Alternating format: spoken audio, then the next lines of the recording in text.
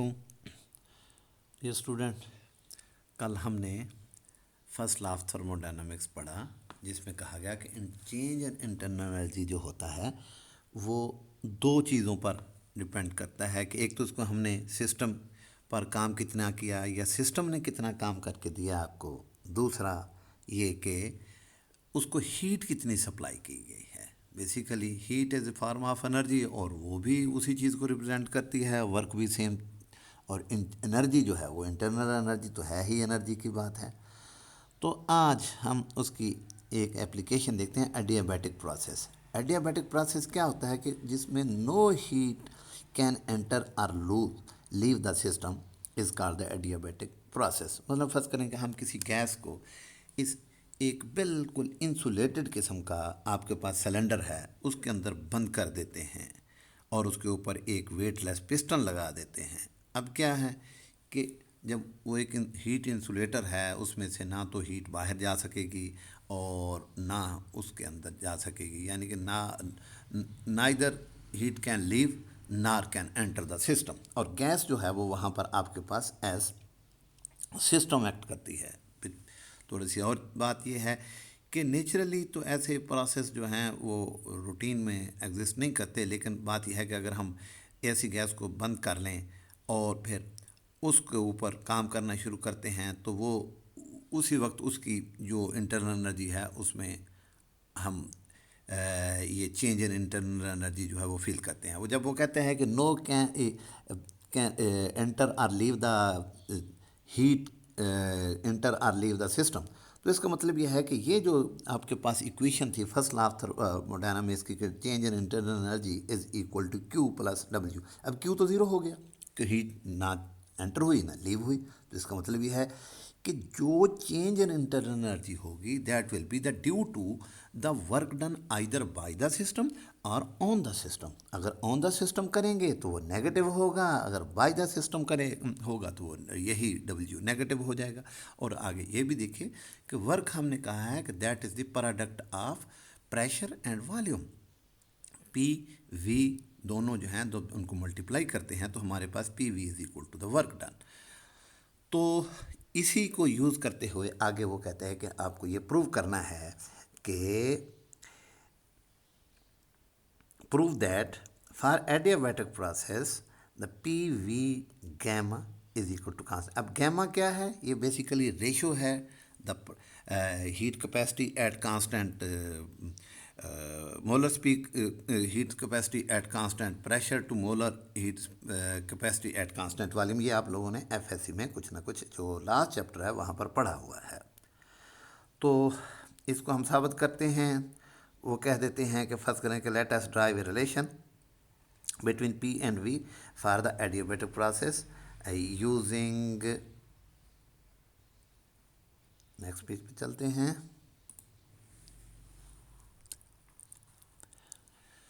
The adiabatic process, adiabatic process के मुताबिक क्या है कि change in internal energy is only due to the work either work done by the system or on the system. तो ये first करें कि change in internal energy is the change in work, मतलब ये अगर डिफरेंशियल फॉर्म में हम लिख लेते हैं, आपको पता है कि डेल्टा अगर वेरी स्मॉल हो तो डेल्टा चेंजेस टू डी। तो इसका मतलब यह है कि change in internal energy is equal to the change in work. Change in work का मतलब यही हुआ कि जो सिस्टम पर काम होगा या सिस्टम से काम किया जाएगा तो उसको कह देते हैं। इस चीज़ को प्रूव करने के लिए लेट अस प्रोसीड नेक्स्ट। आपने molar specific heat at constant volume पढ़ा हुआ है कि volume is kept constant and the heat required to raise the temperature of 1 mole of a system या gas through 1 degree kelvin, 1 kelvin. तो that is equal to, इसकी definition आप last पढ़ी हुई है कि C V is equal to 1/n d Q over d T. अब बाकी तमाम टर्म्स को एक तरफ ले जाते हैं, ये डी क्यू को, D Q V is equal to N C V D T. ये आप इस रिलेशन से बहुत फेमिलियर हैं। और इसका मतलब क्या हुआ कि अगर हम ये एट कांस्टेंट, मतलब यह है कि वर्क नहीं करते, जो भी वॉल्यूम जो हम देते हैं उसको हीट, वो सारी की सारी उसकी इंटरनल एनर्जी को चेंज करने में सर्फ हो जाती है। अगर हम उसको फिक्स कर देते हैं तो इसका मतलब यह है कि ना सिस्टम काम करे, सिस्टम को हम एक्सपेंड भी नहीं होने देते, सिस्टम को हम कंप्रेस भी नहीं करते, जो हीट देते हैं वो सारी की सारी कहाँ जाएगी, उसकी इंटरनल एनर्जी में चेंज के काम आ जाएगी। तो अब इसका मतलब यह है कि change in internal energy is equal to N C V D T. ये कब है, जब स्पेसिफिक, हम जब उसका वॉल्यूम जो है उसको कांस्टेंट रखते हैं, उसको एक्सपेंड नहीं होने देते। अभी हम लोगों ने ये भी रिलेशन पढ़ा है कि अगर सिस्टम काम करता है, work done on the system जो होता है वो नेगेटिव होता है, तो इसका मतलब ये है कि P D V is equal to D W, negative P D V. ये वर्क है, आपको मैंने पहले बताया है कि प्रेशर और वॉल्यूम का जो प्रोडक्ट होगा वो आपको वर्क रिप्रेजेंट करके देगा। तो इसका मतलब क्या हुआ, आपने ये भी पढ़ा हुआ है पीछे। तो ये देखिए, इसका मतलब ये है कि ये डी डब्ल्यू है, तो ये भी डी डब्ल्यू ही के बराबर आता है जब एट कांस्टेंट ये हम वॉल्यूम करते हैं। तो इसका मतलब ये है कि minus P D V is equal to N C V D T. तो इसका मतलब क्या हुआ, P D V is equal to, इसको नेगेटिव साइन को दूसरी तरफ शिफ्ट कर दिया तो that is N C V D T for constant volume. जो भी हीट होगी वो सारी उसकी इंटरनल एनर्जी को चेंज करने में इस्तेमाल हो जाएगी। यूनिवर्सल जब हमने आइडियल गैस को शुरू में डिस्कस किया था, और उसमें जो गैस, आइडियल गैस जितनी भी हमने डिस्कस किया था, उसमें हमने ये कहा था कि P V is equal to N R T. ये हमने वहाँ पर पढ़ा हुआ है। तो अब देखिए, अगर इस चीज़ को दोनों तरफ हम डिफ्रेंशिएट करना शुरू कर देते हैं या डिफरेंशियल लेना शुरू कर दें, तो इसका मतलब यह है कि differential P V is equal to इस पूरी टर्म का भी हम चेंज ले लेंगे, डिफरेंशियल लेंगे। एन और आर तो दोनों माय डियर कांस्टेंट हैं, इसको तो हम अगर एक तरफ कर देते हैं तो इसका मतलब यह है कि इस तरफ तो सिर्फ जो डी का ताल्लुक है वो टी के साथ है, लेकिन दूसरी तरफ जो है ये टर्म जो है इसमें हम दोनों का देखते हैं। पहले वो प्रोडक्ट फार्मूला आप लोगों ने पढ़ा हुआ है कि पहला एज सच आ जाएगा, दूसरी टर्म का डिफरेंशियल पी ऐसे आ गया डी वी, प्लस पहला एज सच आ गया और दूसरी का डिफरेंशियल ले लिया, this is equal to N R D T. ये हमारे पास एक रिलेशन है।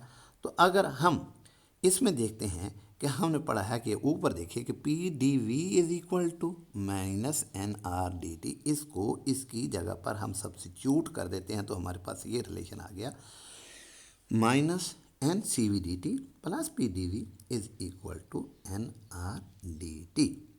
अब देखिए, अब इसको हम यूँ भी समराइज़ कर सकते हैं, इसको दूसरी तरफ ले जाएं, N C V D T plus N R D T is equal to V D P. ये एक तरफ रह जाएगी टर्म और दूसरी टर्म ये नेगेटिव इधर जाके पॉजिटिव हो जाएगी। तो इसका मतलब ये है कि अब इन दोनों में एन डी टी इसमें भी है, एन डी टी इसमें भी है, हम इन दोनों को कांस्टेंट ले लेते हैं तो इसका मतलब कॉमन ले लिया। तो इसका मतलब यह है कि V D P is equal to N R N D T into C V plus R. अब लास्ट, अभी जो इससे पहले हमने डिस्कस किया हुआ टॉपिक, उसमें हमने क्या कहा था कि C P minus C V is equal to R. तो इसका मतलब अगर मैं सी वी को दूसरी तरफ ले जाऊंगा तो C P will be equal to C V plus R. तो अब इसकी जगह पर जब हम ये जो चीज़ है, तो ये देखें, ये इसके बराबर आ जाती है, सी पी के बराबर आ गई, इसको सी पी के बराबर हमने लिख दिया। तो इसका मतलब ये है कि V D P is equal to N C P d T, यानी कि ये दोनों टर्म्स जो हैं C V plus R is equal to C P, यहाँ पर हमने पुट कर दिया। अब हमारे पास ये एक रिलेशन आ गया है कि V D P is equal to N C V D T. अब क्या करते हैं हम लोग, इन दोनों को ये जो है कि डिवाइड कर देते हैं। एक टर्म ऊपर हमने वी डी पी वाली निकाली हुई है, ये अगर याद हो इसके ऊपर हमने ये देखे पी डी वी है और ये हमारे पास वी डी पी है, इन दोनों को आपस में हम डिवाइड कर देते हैं। V D P over P D V is equal to ये ऊपर वाली यहाँ से ये रिलेशन, इसको इसमें हम ये पुट कर देते हैं, ये रिलेशन है आपके पास, इसको यहाँ पर जब हम पुट करेंगे तो हमारे पास ये देखिए ये दोनों टर्म्स, इसको हम डिवाइड करेंगे तो अब देखिए कि एन सी वी, एन से एन, डी टी से डी टी दोनों तरफ कैंसिल हो जाएगा। तो इसका मतलब हमारे पास क्या बच जाएगा, यहाँ पर आप देखिए कि V D P over P D V is equal to negative of C P over C V, N D T इसमें भी, एन डी टी इसमें, दोनों में कैंसिल हो जाएगा। अब ये भी आपको एफ एस सी में पता है, पढ़ा हुआ है एफ एस सी का last chapter of first book, के जो रेशो होती है C P over C V, that is equal to gamma. Gamma is a constant जिसकी वैल्यू 1.4 समथिंग हुआ करती है फॉर डायटोमिक। तो ये एक कांस्टेंट है, तो इसका मतलब V D P over P D V is equal to negative gamma. अब इसको हम रीशफल करते हैं, रीअरेंज करते हैं इसी टर्म को, तो हमारे पास क्या हो जाता है, देखिए ज़रा। एक तरफ हमारे पास डी पी ओवर पी और negative gamma, D V over V, दूसरी तरफ ले आए वी को और डी वी को भी। अब अगर हमारे पास हम दोनों को इंटीग्रेट करना चाहते हैं कि प्रेशर, इनिशियल प्रेशर आपके पास पी आई हो, फाइनल प्रेशर पी एफ हो, और यहाँ पर इनिशियल वॉल्यूम वी आई हो, फाइनल वॉल्यूम वी एफ हो, तो अब हम दोनों तरफ इसको इंटीग्रेट कर देते हैं ताकि ये जो डिफरेंशियल है इसको हम किसी तरह ख़त्म कर सकें। तो आपको पता है कि डी एक्स ओवर एक्स का जो इंटीग्रल होता है that is equal to log of X हुआ करता है। यानी कि जो डिफरेंशियल है अगर वो ओरिजिनल टर्म उससे डिवाइड हो रही है तो वो log के बराबर उसका इंटीग्रल आ जाया करता है। तो उसी असूल के मुताबिक यहाँ पर आप देखिए log ऑफ p आ जाएगा और इस तरफ log ऑफ v आ जाएगा। तो log of p initial volume initial pressure P I and final pressure P F. अब गैमा तो कांस्टेंट है, ये तो बाहर आ गया, और log ऑफ v है initial volume we I, final volume V F. अब आपको पता है कि जब 2 लाख की टर्म आप जब ये फाइनल और इनिशियल वैल्यू पुट करके हम इसका डिफरेंशियल हल किया करते हैं, दोनों में इस तरफ भी ये हो जाएगा, इसके बराबर है।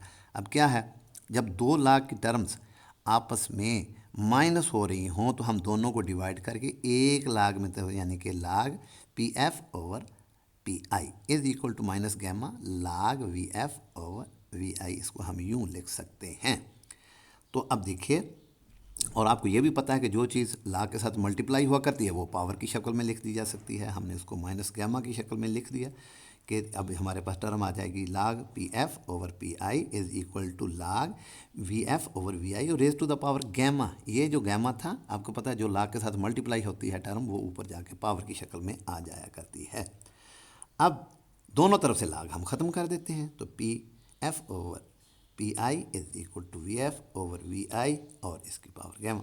अब इसको उल्टा दें, वी आई को ऊपर कर दें, वी एफ को नीचे कर दें, तो ये गैमा पॉजिटिव हो जाएगा। जब ये पॉजिटिव हो जाता है तो इसको अलग-अलग भी हम लिख सकते हैं, या फिर इसको मतलब हम यूँ लिख सकते हैं, ये इसके साथ मल्टीप्लाई हो जाएगा, ये इसके साथ क्रॉस मल्टीप्लिकेशन के साथ P V F gamma is equal to P I V I gamma is equal to P F V F raise to the power gamma.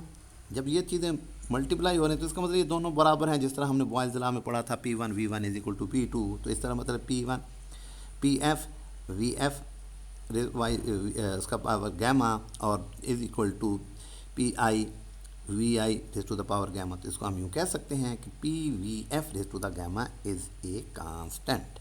ये हमारा आज का है, इतने ही को कर लें। इंशाअल्लाह अज़ीज़ नेक्स्ट मीटिंग में नेक्स्ट काम करेंगे। Have a nice day. कोई क्वेश्चन हो you can ask me online. Okay, अस्सलाम वालेकुम।